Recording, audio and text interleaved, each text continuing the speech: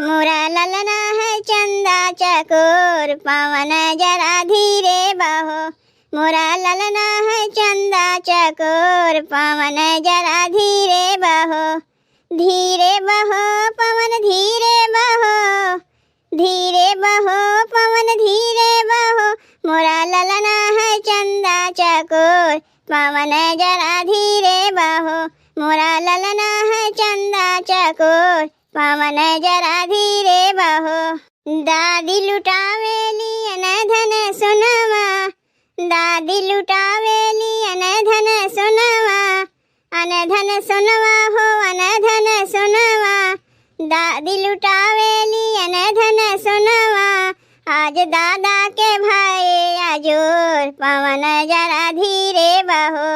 आज दादा के भाई आजोर, पवन जरा धीरे बहो। मोरा ललना है चंदा चकोर, पवन जरा धीरे बहो।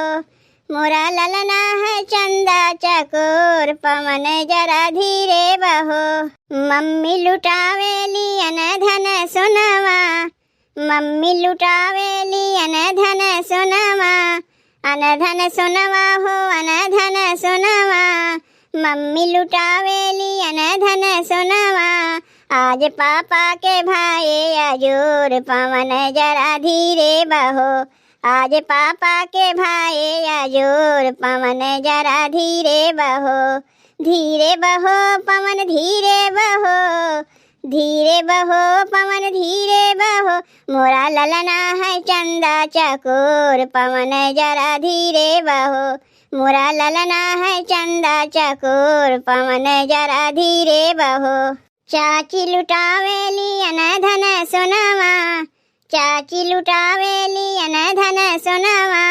अनधन सुनवा हो अनधन सुनवा, चाची लुटावेली अनधन सुनवा। आज चाचा आंगनवा आजोर, पवन जरा धीरे बहो। आज चाचा आंगनवा आजोर, पवन जरा धीरे बहो।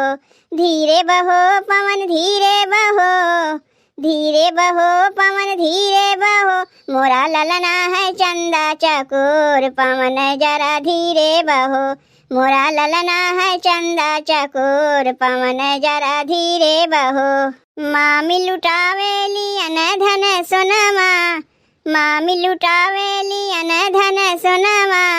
अनधन सुनवा हो अनधन सुनवा, मामी लुटावेली अनधन सुनवा।